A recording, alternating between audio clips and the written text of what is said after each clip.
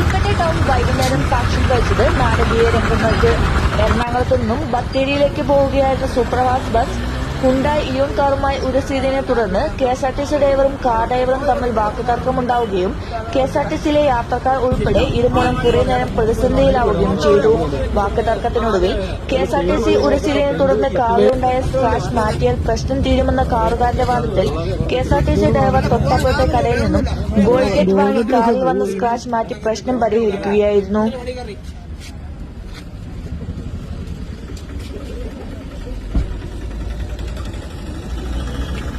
എനിക്ക് ഇഷ്ടപ്പെടാത്ത ഒറ്റ അതാണല്ലോ അത് പോയി.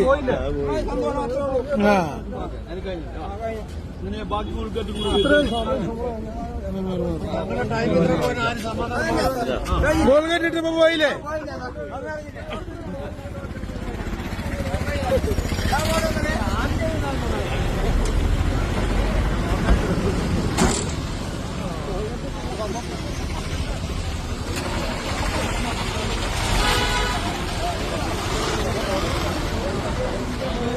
ഗോൾ കേട്ടിട്ടപ്പോ പോയില്ലേ സംഭവം?